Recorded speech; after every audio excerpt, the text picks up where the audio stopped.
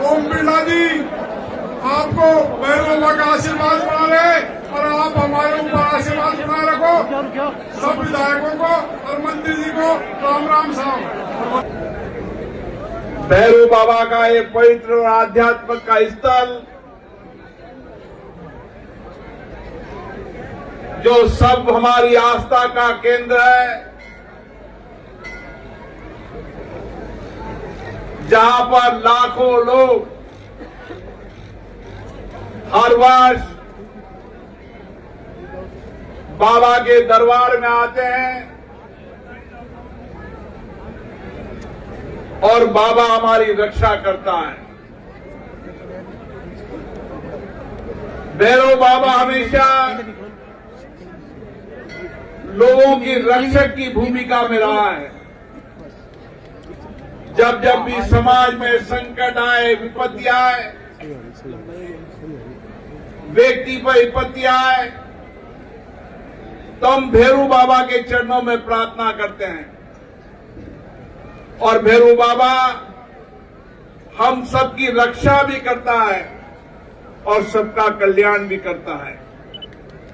और ये स्थान हमारे आध्यात्मिक पवित्रता का स्थान है और जो भी यहां पर आता है भैरव बाबा के चरणों में आएगा तो निश्चित रूप से उसको आशीर्वाद मिलेगा।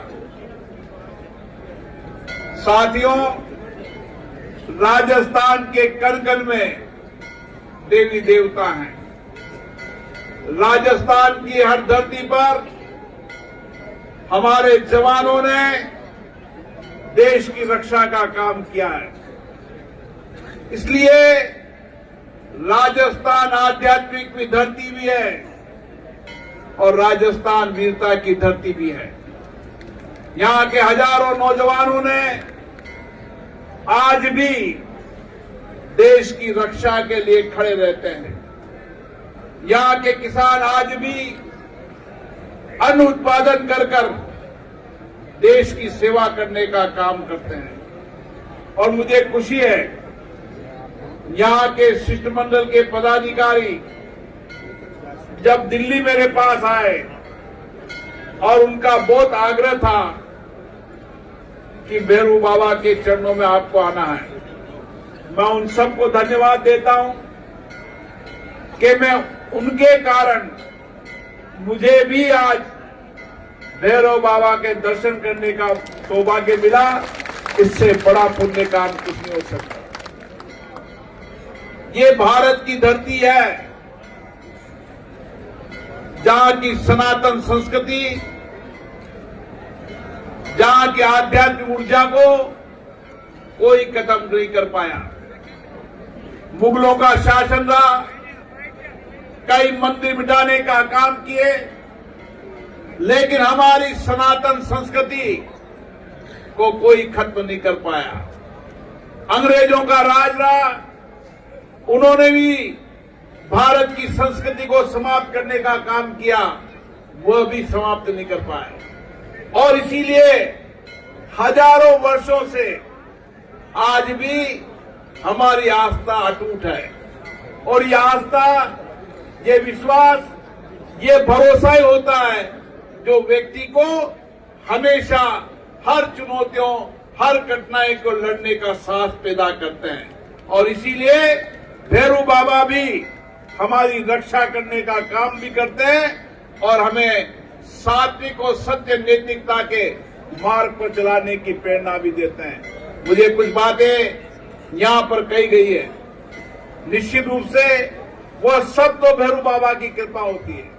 हम तो करता है, असली करने वाला तो भैरव बाबा है और भैरव बाबा की कृपा होगी तो सारे क्षेत्र के अंदर विकास भी होगा, सारे क्षेत्र में समृद्धि भी होगी। और मुझे आशा है भैरव बाबा की कृपा हम पर बनी रहेगी। मैं आपको विश्वास दिलाता हूं, भरोसा दिलाता हूं कि सारे क्षेत्र के विकास के लिए यहाँ के सांसद महोदय, यहाँ के विधायक, यहाँ के जनप्रतिनिधि राज्य और केंद्र में जो भी अपनी बातें रखेगी, मैं उनके साथ हमेशा खड़ा रहूंगा। विश्वास भरोसा बहुत बड़ी चीज होती है और इसीलिए हमने तो जिंदगी भर हमारी सभ्यता, संस्कृति, संस्कार विश्वास भरोसे पर है। हम तो हमेशा पत्थर के कण-कण के अंदर भी भगवान मान के उसकी पूजा करते हैं। इस आस्था के लोग हिंदुस्तान की धरती पर रहते हैं और इसीलिए ये आस्था, ये विश्वास, ये भरोसा ही हमारी ताकत है, यही हमारी सामर्थ्य है। और साथियों, आने वाले समय के अंदर इस सारे क्षेत्र के अभूतपूर्व विकास के लिए जो बुनियादी अभाव हैं, जो कठिनाइयां हैं, चुनौतियां हैं, मैं कोशिश करूंगा कि आने वाले समय में आपके अभाव, कठिन चुनौतियों को हम समाप्त कर सकते हैं और भैरू बाबा की कृपा हम पर बनी रहे। मैं पुनः आप सबको धन्यवाद देता हूं कि मुझे भी आज भैरू बाबा के दर्शन करने का सौभाग्य मिला और भैरू बाबा की दर्शन करने का सौभाग्य, उनकी ऊर्जा, उनकी प्रेरणा मुझे लोकतंत्र को और सशक्त करने में मदद करेगी, क्योंकि भैरू बाबा ने हमेशा रक्षा करने का काम किया है। बरसात नहीं आए तो हम भैरू बाबा की पूजा करते हैं, जब कोई संकट आता है तो भैरू बाबा की पूजा करते हैं, जब कोई विपत्ति आए, अकाल पड़े तो भैरू बाबा की कृपा करते हैं और भैरू बाबा हम सब पर कृपा करते हैं। हम सब पर भैरू बाबा कृपा करें, ये देश इसी तरीके से आगे बढ़ता रहे। माननीय नरेंद्र मोदी जी ने जो संकल्प लिया है 2047 में भारत के 140 करोड़ लोग मिलकर विकसित भारत बनाएंगे। हम राज्य को भी आगे बढ़ाएंगे, देश को भी आगे बढ़ाएंगे और भैरू बाबा की कृपा आप पर बनी रहेगी। आप सबको पुनः बहुत बहुत धन्यवाद। बोलो भैरू बाबा की जय, भैरू बाबा की जय। बहुत बहुत धन्यवाद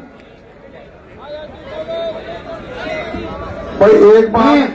एक बार ध्यान से, माननीय बिड़ला जी, ये लोग तो ऐसे हैं, इनकी कोई सगाई ना करे ना तब भी भैरव बाबा के यहाँ ढोक देने आते हैं।